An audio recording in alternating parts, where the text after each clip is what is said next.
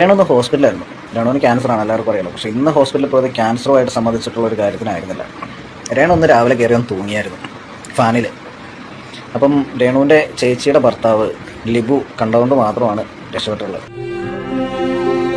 എൻ്റെ കുഞ്ഞിനെ കൊണ്ട് രാഹുൽ കാണിക്കുന്നത് ഭയങ്കര. എല്ലാവർക്കും നമസ്കാരം. നിങ്ങൾ കിച്ചുവിനെയാണ് സപ്പോർട്ട് ചെയ്യുന്നതെങ്കിൽ ഉറപ്പായിട്ട് ലൈക്ക് അടിക്കുക. കാരണം ലൈക്കിന്റെ എണ്ണത്തിലൂടെ കിച്ചുവിനെ എത്ര പേര് സപ്പോർട്ട് ചെയ്യുന്നു എന്ന് എനിക്ക് മനസ്സിലാക്കാം. ബാക്കി വ്യൂവർഷിപ്പ് മൊത്തം നോക്കുമ്പോൾ ലൈക്കാണ് കൂടുതൽ, അല്ലെങ്കിൽ വ്യൂവർഷിപ്പ് ആയിരിക്കും ഓഫ് കോഴ്സ് കൂടുതൽ. എങ്കിലും നിങ്ങൾ ഉറപ്പായിട്ടും കിച്ചുവിനെ സപ്പോർട്ട് ചെയ്യുകയാണെങ്കിൽ ലൈക്ക് അടിക്കുക. അതുമല്ല സപ്പോർട്ട് കിച്ചുവിനാണ് കൊടുക്കുന്നതെങ്കിൽ കമൻറ്റിൽ അത് പറയുക. രേണുവിനാണ് നിങ്ങൾ സപ്പോർട്ട് ചെയ്യുന്നതെങ്കിൽ അതും നിങ്ങൾ പറയാൻ മടിക്കണ്ട. അതെന്തുകൊണ്ടാണ് ചോദിച്ചതെന്ന് വെച്ച് കഴിഞ്ഞാൽ മിക്കവാറും ഈ രേണുവിൻ്റെ അടുത്തുള്ള സഹതാപവും കാര്യങ്ങളും ഇല്ലേ, അത് താമസിക്കാതെ അങ്ങ് തീരും. നാട്ടുകാർക്കുള്ള ഒരു സഹതാപവും ആ ഒരു ഇപ്പോൾ അസുഖത്തിൻ്റെ മേലിലുള്ള ഒരു സഹതാപം ഉണ്ടല്ലോ, എങ്ങനെയെങ്കിലും നീ ജീവിതത്തിലോട്ട് തിരിച്ചു വാ എന്ന് പറയുന്ന ആ ഒരു സാധനം അത് മിക്കവാറും ഇല്ലാണ്ടാക്കും. നിങ്ങൾ ആരും വിചാരിക്കാത്ത അത്രയും വെറും വെറും വെറും വെറും വെറും വെറും കേവലം കെട്ട പരിപാടികളൊക്കെ നടന്നിട്ടുണ്ട്. ഓക്കെ, അപ്പോൾ ഇതൊക്കെ എനിക്കറിയാം. ഞാനിതൊക്കെ എടുത്ത് വിളിച്ച് പറഞ്ഞു കഴിഞ്ഞാൽ സത്യം പറയാമല്ലോ രേണു, നിന്നെ പിന്നെ ഒരു മനുഷ്യൻ പോലും സഹതാപത്തോട് പോലും നോക്കത്തില്ല, വെറുപ്പോടെ നോക്കത്തുള്ളൂ. അതുകൊണ്ട് ദയവ് ഇതിട്ട് മണ്ടത്തരം കാണിച്ചിട്ടല്ല മറ്റേ ആണത്തം കാണിക്കേണ്ടതെന്ന് പറയുന്നത് പോലെ. ഓക്കെ, ഈ പറയുന്നത് പോലെ ഞാൻ ആ കാര്യം വിളിച്ച് പറഞ്ഞു കഴിഞ്ഞാൽ പിന്നെ രേണു ഇല്ല. അതിപ്പം തൊലഞ്ഞ് നിങ്ങൾ ഒന്നാതെ നാറ്റ കേസുകളായിരുന്നു. പിന്നെ നിനക്ക് അസുഖം വന്നപ്പോൾ കുറച്ച് പേർക്ക് നിന്നോട് സഹതാപം തോന്നി. ഇപ്പൊ പുതിയ നാടകങ്ങളായിട്ട് പിന്നെയും നാടക പരിപാടികളായിട്ടൊക്കെ വരുന്നത് കാണുമ്പോൾ സത്യം പറയല്ല പുച്ഛമാണ് തോന്നുന്നത്. രേണു നിന്റെ അവസ്ഥ നിനക്കറിയാം. എത്രയും പെട്ടെന്ന് സുഖം പ്രാപിച്ച് ജീവിതത്തിലോട്ട് തിരിച്ചു വരാൻ വേണ്ടി ദൈവത്തോട് പ്രാർത്ഥിച്ചുകൊണ്ടിരിക്കും.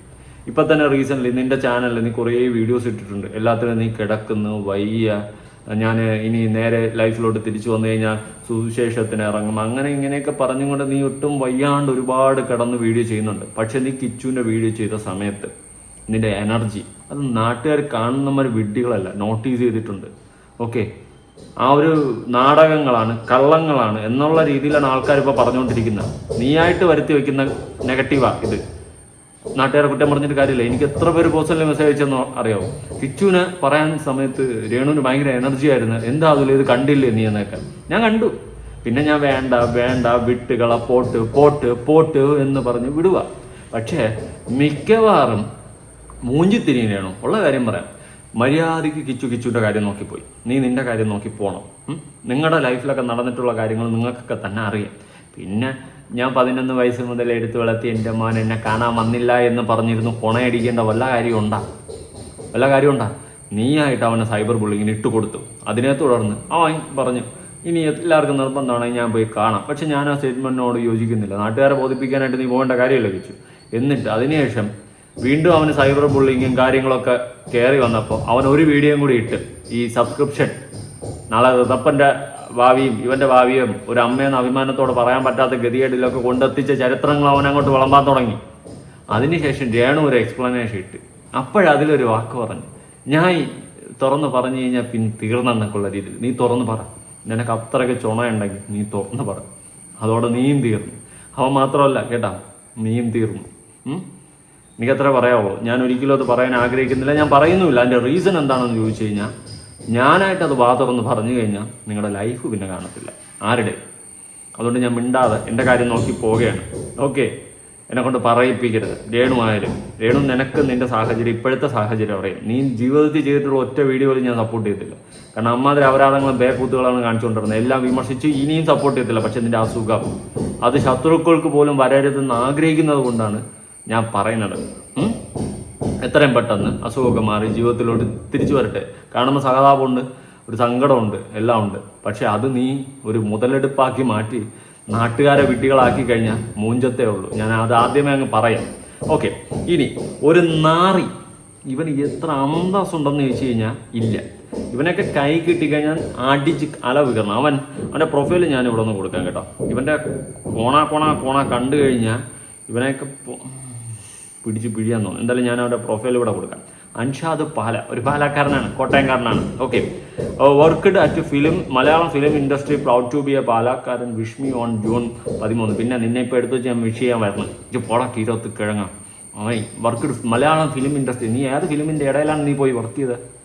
കുട്ടികളുണ്ടെങ്കിൽ വീഡിയോ കാണരുത്. ഓക്കെ, മാറി നിൽക്കുക. നിങ്ങൾക്ക് കാണാനുള്ള പ്രായമായിട്ടില്ല ഈ അതുള്ള വീഡിയോ. എന്നോട് പലരും നേരിട്ട് കണ്ട് സംസാരിക്കുന്ന സമയത്ത് കുട്ടികളടക്കം എൻ്റെ വീഡിയോ കാണുമെന്ന് പറയാറുണ്ട്. കുട്ടികളിപ്പോൾ ഇതൊന്നും കാണണ്ട, കുട്ടികൾക്ക് വേറെ ഒരുപാട് കണ്ടൻസ് ഉണ്ട്, അതൊക്കെ കണ്ടാൽ മതി. കിഡ്സിന് കാണാനുള്ള കണ്ടൻസ് വേറെ ഉണ്ട്. ഇത് കുറച്ച് മെച്യൂറായിട്ടുള്ള 18 വയസ്സിനൊക്കെ മുകളിലുള്ള ആൾക്കാർ കണ്ടാൽ മതി ഈ കണ്ടൻറ്റൊക്കെ. ഓക്കെ, ഇത് സമൂഹത്തിൽ നടക്കുന്ന കുറേ മിത്തനങ്ങൾ എന്ന് തന്നെ പറയേണ്ടി വരും.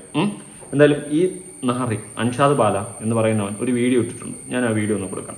അമ്മയായിട്ട് കാണാതെ മറ്റൊരു രീതിയിൽ കാണരുത്, അച്ഛൻ്റെയും മകൻ്റെയും ആ ചാറ്റുകൾ. എന്നിരുന്നാൽ പോലും ഞാൻ പറയുള്ളൂ, ഈ കിച്ചു എന്ന് പറയുന്ന ഒരുത്തൻ, അവനെ എന്താ പറയുക, കുറേ സോഷ്യൽ മീഡിയയിൽ കുറേ ആൾക്കാരും കുറച്ച് അമ്മച്ചിമാരും എല്ലാം സ്വന്തം മകനായിട്ട് കേരളത്തിൻ്റെ ദത്തുപുത്രനായിട്ടൊക്കെ കൊണ്ടുവരുന്നുണ്ട്. ഈ നാറിയൊന്നും അങ്ങനെ മോനല്ല, അവനെയൊന്നും അങ്ങനെ. ഓക്കെ, അവൻ നാറി. അപ്പം നീ ആര്? പരനാറിയാ? അവൻ നാറി, നീ പരനാറിയടേ. അവൻ്റെ കുട്ടിക്കാലത്ത് ഓക്കെ അവൻക്ക് ഒരുപാട് തെറ്റ് ചെയ്തിട്ടുണ്ട്. അത് അവൻ തന്നെ തുറന്ന് പറയുന്നുണ്ട്. ഇനി പറയാത്ത ഒരുപാട് തെറ്റുകളും ചെയ്തിട്ടുണ്ട്. അതവനെ വളർത്തി ആ ഗതിയിലാക്കിയതാണ്. വേറെയും കുറേ കാര്യങ്ങളുണ്ട്, അതൊക്കെ കേട്ട് കഴിഞ്ഞാൽ നിങ്ങൾ ഈ ജനങ്ങൾ വായും വളർന്നിരിക്കും. ദൈവമേ, രേണു മിക്കവാറും പുറത്ത് കൊണ്ടുവരും. ഇങ്ങനെയാണെങ്കിൽ രേണുവിൻ്റെ ആ പോക്ക് കണ്ടിട്ട് എനിക്കത് തോന്നുന്നു, അത് മിക്കവാറും പുറത്തെത്തും. ഞാൻ ഇന്നലെ എൻ്റെ ഒരു ഫ്രണ്ടിനോട് സംസാരിച്ചിരുന്നു.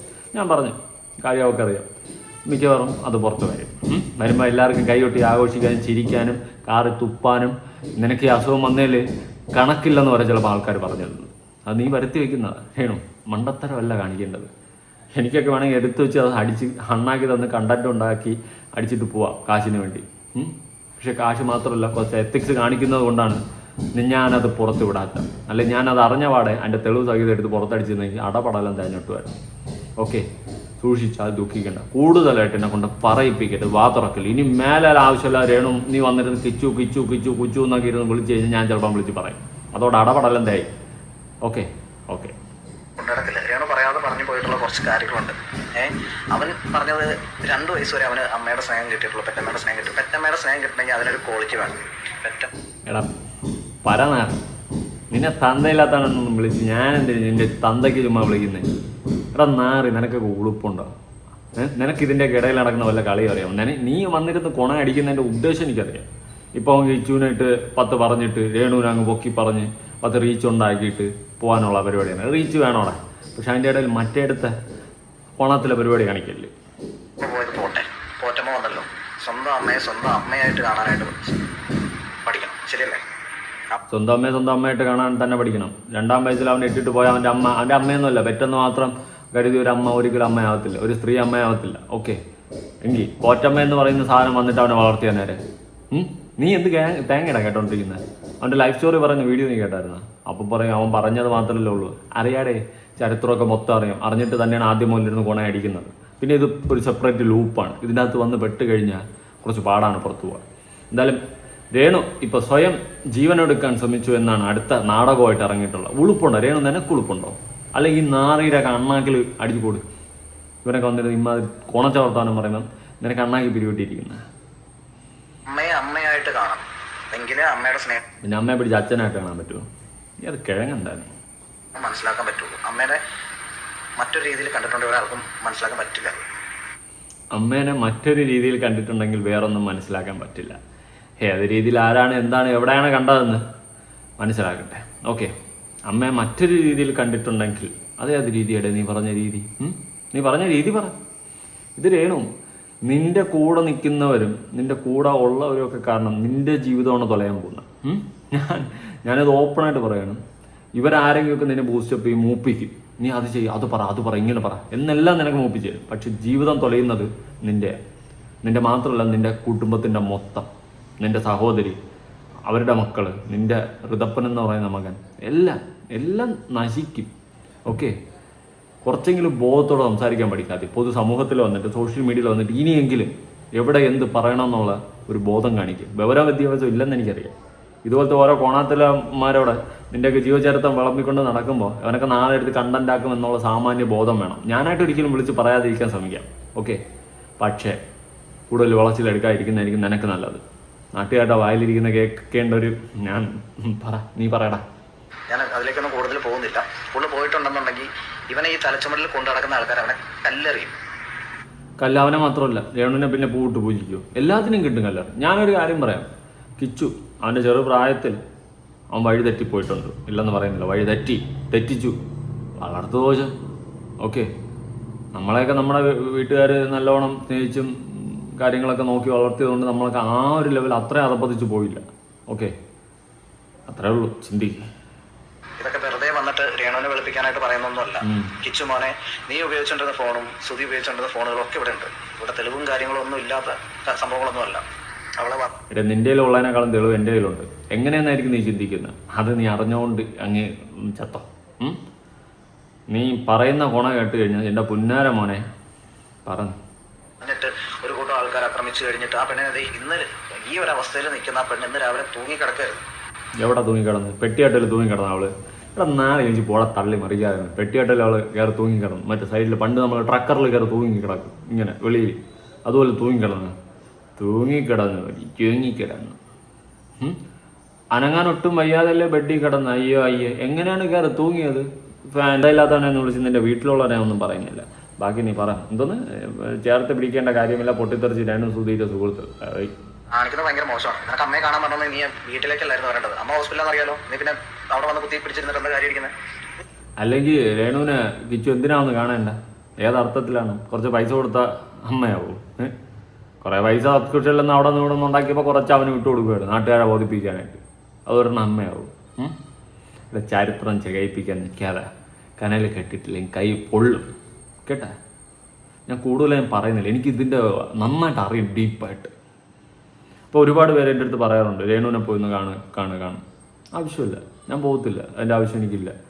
ആദ്യമൊക്കെ ഞാൻ ചിന്തിച്ചിട്ടുണ്ടായിരുന്നു, വേണ്ട പിന്നെ എന്തിനാ അല്ല, ഞാൻ എന്തർത്ഥത്തിലാണ് പോകേണ്ടത്. പിന്നെ നമുക്ക് ഈ ഒരു സിറ്റുവേഷൻ വന്നുകൊണ്ട് എന്നും ഞാൻ പ്രാർത്ഥിക്കും, രേണുവിന് ഒന്നും സംഭവിക്കില്ല, എത്രയും പെട്ടെന്ന് ജീവിതത്തിൽ തിരിച്ചു വരട്ടെ. അത് രേണുവിന് മാത്രമല്ല, ആർക്ക് അങ്ങനെയൊക്കെ വന്നാലും ഞാൻ അങ്ങനെ പ്രാർത്ഥിക്കത്തുള്ളൂ. അതെൻ്റെ ഒരു മനുഷ്യത്വം, എൻ്റെ ഒരു മനസ്സ്. ഓക്കെ, പക്ഷെ ചെയ്തതെല്ലാം ശരിയാണെന്ന് മാറ്റി പറഞ്ഞ് ഇനി അവളെ അങ്ങ് വെറുതെ വിടാം എന്നുള്ള ഒരു രീതിയിൽ മാറ്റി പറഞ്ഞ് പതിവ്രതയാക്കി മാറ്റാൻ ഞാനില്ല. ഇപ്പോഴത്തെ അവളുടെ സാഹചര്യം കൊണ്ട് ജീവിതത്തിൽ എത്രയും പെട്ടെന്ന് തിരിച്ചു വരട്ടെ. പക്ഷെ അതിൻ്റെ ഇടയിൽ കൂടി ഇരുന്നും കൊണ്ട് കുത്തിത്തിരിപ്പുണ്ടാക്കരുത്. കോൺട്രവേഴ്സി ഉണ്ടാക്കി ലൈവ് ലൈറ്റിൽ പിടിച്ച് നിൽക്കാൻ ഇപ്പോഴും നിനക്ക് വിഡ്ഢിത്തനങ്ങൾ ആരെങ്കിലും പറഞ്ഞ് തരുന്നുണ്ടെങ്കിൽ അത് നിന്നെ വച്ച് ഉപയോഗിക്കുന്ന വെറും യൂട്ടിലൈസേഷൻ മാത്രമെന്നേ ഞാൻ പറയത്തുള്ളൂ വേണം. ഓക്കെ, നിന്നെ ഇപ്പോഴും കുറേ പേര് വിഡ്ഢികളാക്കി നിന്നെ കൊണ്ട് അതും ഇതും പൊതുസമൂഹത്തിലോട്ട് പറയിപ്പിക്കുന്നുണ്ട്. കൂടെ നിൽക്കുന്നവർ തന്നെ നിന്നെ അണ്ണാക്കി അടിച്ച് തന്നിട്ട് പോകുന്നുള്ള കാര്യത്തിൽ മാറ്റമില്ല. നിന്നെ ഇങ്ങനെ പറയിപ്പിച്ചിട്ട് അതിൻ്റെ ഓപ്പോസിറ്റ് സൈഡ് പുതുതായിട്ട് വന്ന് പറഞ്ഞുകൊണ്ട് റീച്ച് ഉണ്ടാക്കാൻ നോക്കുന്ന ദൈവനെ പോലുള്ള കാലുവാരികൾ നിൻ്റെ കൂടെ കാണും. നാളെ നിൻ്റെ ചരിത്രം പുറത്തറിഞ്ഞു കഴിഞ്ഞാൽ യുവമാരാരും കാണത്തില്ല. ഓക്കെ, നിനക്ക് നീയേ ഉണ്ടാവത്തുള്ളൂ. അതുകൊണ്ട് ചരിത്രം നാട്ടുകാരെ കൊണ്ട് പുറത്ത് പറയിപ്പിക്കാതിരിക്കുന്നതാണ് നിൻ്റെ ക്വാളിറ്റി. ബുദ്ധിയും ബോധവും വിവരത്തോടും ജീവിക്കാൻ നോക്ക്. കൂടെ നിൽക്കുന്നവനെ പോലെയുള്ള കുതുകാല് വെട്ടികളെ മര്യാദയ്ക്ക് നിലയ്ക്ക് നിർത്തിയില്ലെങ്കിൽ നീ ജീവിച്ചിരിക്കുന്നതിന് അർത്ഥമില്ലാതായിക്കൊണ്ടിരണം കേട്ടോ. എൻ്റെ അടുത്ത് ഒരു ലേഡി പറഞ്ഞിട്ടുണ്ടായിരുന്നു, ഇവിടെ ചത്താൽ മതിയായിരുന്നു. സീരിയസ്ലി, നീ കിച്ചുവിനെതിരെ ഇപ്പം ഈ ഒരു സൈബർ അറ്റാക്ക്, സൈബർ ബുള്ളിങ് ഒക്കെ സ്റ്റാർട്ട് ചെയ്ത് വിട്ടുകൊണ്ട് നീ ചത്താൽ മതിയായിരുന്നു എന്ന് വരെ എൻ്റെ അടുത്ത് ഒരു സ്ത്രീ പേഴ്സണൽ മെസ്സേജ് അയച്ചിട്ടുണ്ട്. ഓക്കെ, അത്രയും വെറുപ്പാണ് നിന്നെ ആൾക്കാർക്ക്. ഈ ഒരു സാഹചര്യത്തിൽ നീ നിൻ്റെ തല മറന്ന് എണ്ണ തയ്ക്കാൻ നിൽക്കരുത്. ഇതുപോലെയുള്ള വേട്ടവാളയന്മാർ പറയുന്നതും കേട്ടുന്നുണ്ട്. സത്യം പല്ലിയടിച്ച് ഞാൻ ഉള്ള കാര്യം പറയുന്നത്. എനിക്കിതിലൊക്കെ ചെറിയ വിശ്വാസമുണ്ട് കേട്ടോ. ഇതുപോലെയുള്ളവന്മാർ പറയുന്നത് കേട്ട് കളിക്കാൻ നിന്ന് കഴിഞ്ഞാൽ തൊലയുന്നത് നിൻ്റെ ജീവിതം. ഓക്കെ, കൂടുതൽ പറയുന്നില്ല, എന്നെ കൊണ്ട് പറയിപ്പിക്കരുത്, വാ തുറപ്പിക്കരുത്. അവിടെ വരുവായിരുന്നുണ്ടെങ്കിൽ ശരിയാണ്, ഐസിനകത്തോട്ട് ആരെ കാണിക്കില്ല, കയറ്റിയല്ല. സീമാജി നായരടക്കമുള്ള ആൾക്കാർ അവിടെ വന്നു. പക്ഷെ അവർ വേറൊരു സൈഡിൽ കൂടെ പോയിട്ട് അവളെ കാണിച്ചു കൊടുക്കുകയും ചെയ്തു. കിച്ചു ആണ് വരുന്നതെന്ന് പറഞ്ഞിട്ടുണ്ടെങ്കിൽ ജസ്റ്റ് ബാക്ക് സൈഡിൽ കൂടെ ആണെങ്കിലും നിനക്ക് അമ്മയെ വന്ന് കണ്ടുപോകാമായിരുന്നു. നീ അമ്മയെ കാണാൻ പോയി, ആരും കാണിച്ചില്ല എന്നുള്ളൊരു വർത്തമാനം. അവന് വേണമെങ്കിൽ തോന്നുമെങ്കിൽ കാണും. നീ ആരുടെ പറയാം വേട്ടവളയാ ഒരു വധൂരി. ഇവിടെ സത്യം നിന്നെ എൻ്റെ കൈ കിട്ടിയല്ലേ ഇങ്ങനെ പിടിക്കും, മുറുക്കി പിടിച്ച് ഒറ്റ അടി നീ വീഴും അവിടെ.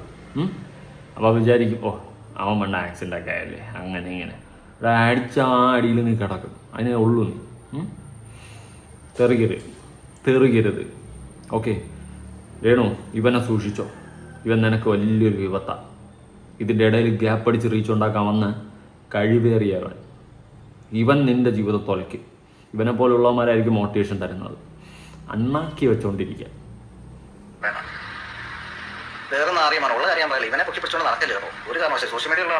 പിന്നെ നിന്നെ പക്കി പിടിക്കാണ് കഴിവേറി.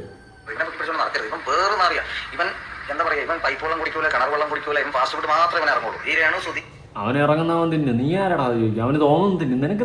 നിനക്ക് കഴക്കണ കാട്ട് കഴിവേറി.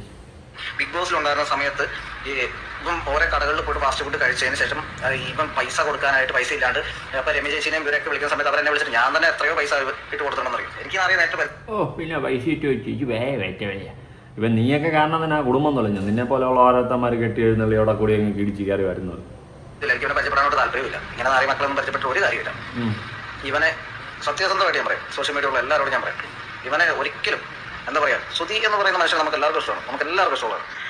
അല്ല, സുധി ഭയങ്കര ഇഷ്ടമായിരുന്നു എനിക്ക്. നീ എന്ത് കെട്ടിപ്പിടിച്ച് ഉമ്മ കൊടുത്താൽ സുധി? അല്ല പിന്നെ പിടിച്ച് കെട്ടാത്തത് എനിക്ക് അത്രയ്ക്ക് ഇഷ്ടമായിരുന്നു. എടാ പോടാ തള്ളാതെ എനിക്ക് സുധി. എനിക്ക് ഒരു ഇഷ്ടമില്ല, ഞാൻ ഉള്ള കാര്യം പറയാമല്ലോ, ഒരു ഇഷ്ടമില്ല. പിന്നെ സുധി ആര് ഭയങ്കര നീറ്റാ.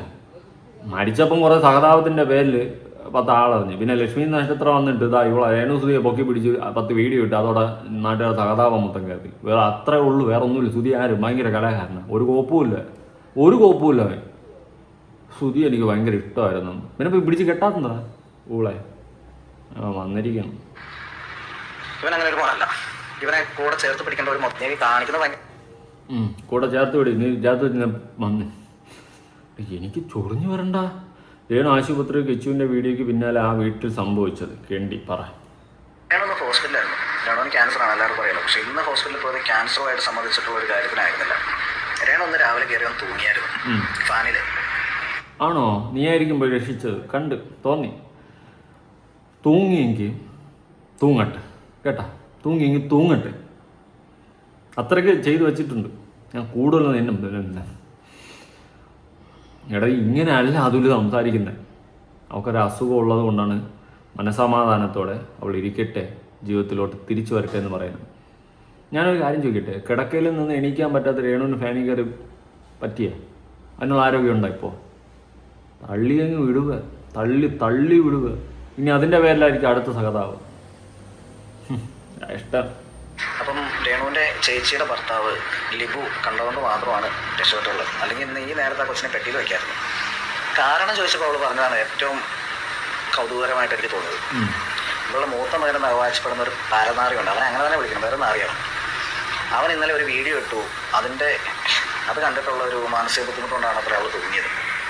തള്ളി അങ്ങ് വിടുക. ഇനി അടുത്ത് വീണ്ടും ഈ സഹതാപത്തിന്റെ പേരിൽ കിച്ചുവിനെ വീണ്ടും നാട്ടുകാർ സൈബർ അറ്റാക്ക് ചെയ്യാൻ വേണ്ടിയിട്ട് കാണിക്കുന്ന തന്തയിലായിരുന്നു. തൂങ്ങി അങ്ങനെ ഒരു നാടകം ഇറക്കിയിട്ടുണ്ടെങ്കിൽ മനസ്സിലായ? തൂങ്ങുന്നൊന്നുമല്ല, അതൊന്നും ചെയ്യത്തില്ല. ഈ ഉളുപ്പില്ലാത്ത മനുഷ്യന്മാർക്ക് പിന്നെ ഒരിക്കലും ജീവിതത്തിൽ ഉളുപ്പ് വരത്തില്ല. അത് തൂങ്ങുകയും ചെയ്യത്തില്ല, ഒരു കോപ്പും ചെയ്യത്തില്ല. മനസ്സിലായ? കിച്ചുവിൻ്റെ വീഡിയോ കണ്ടിട്ട് അളവിയെന്ന്. മക്കള് നാണക്കേടാണെന്നൊരു ദിവസം നിങ്ങൾ ചെയ്ത ജോലി കാരണം എനിക്ക് നാണക്കേടാണെന്ന് മക്കൾ മുഖത്ത് നോക്കി പറഞ്ഞു കഴിഞ്ഞാൽ അന്ന് തീർന്നു. ഞാനിത് പലവട്ടം പറഞ്ഞിട്ടുള്ള, നാളെ നിങ്ങളുടെ മക്കൾ തന്നെ നിങ്ങൾക്കെതിരെ തിരിയുന്നു. ഇന്ന് കിച്ചുവെങ്കിൽ നാളെ ഋതപ്പൻ.